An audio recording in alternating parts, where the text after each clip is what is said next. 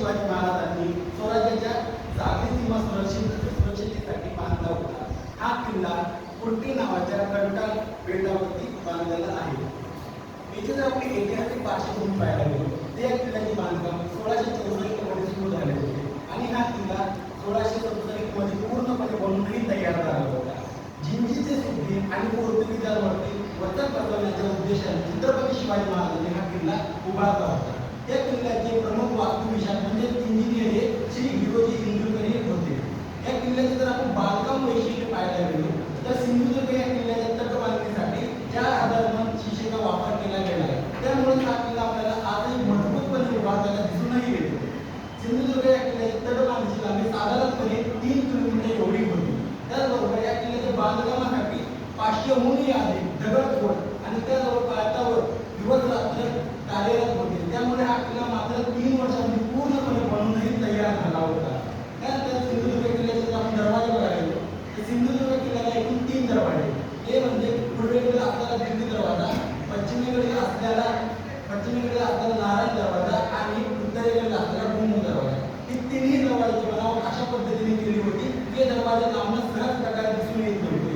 यामुळे अनेक वेळा जेव्हा शत्रू या किल्ल्यावरती आक्रमण करत होते त्यावेळेस त्यांना भटकांती खावा लागत होती।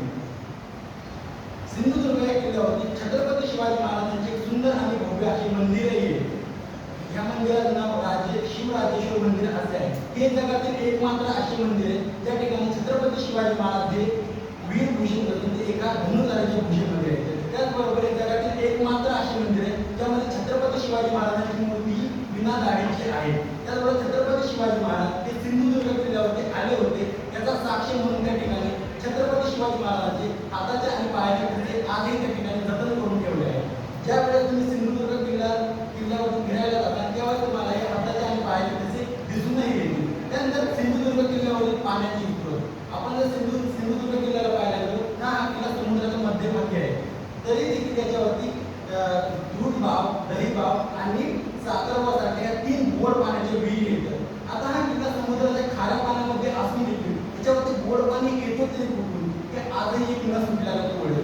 ज्यावेळेस तिथे राहणाऱ्या रहिवाशांना विचारलं जातो की हे कसं शक्य आहे, त्यानंतर काही रहिवाशांचं असं मत आहे की जे गोड पाणी येतो ते हिरोजी इंदुरकरांची इंजिनिअरिंगचा कमाल आहे की ज्याच्यामुळे गोड पाणी आपोआप त्या विहिरीमध्ये येतो। तर काही लोकांचं असं म्हणणं आहे की हे जे गोड पाणी आहे ते मालवण या ठिकाणापासून आम्ही इथं साठवलं जातो।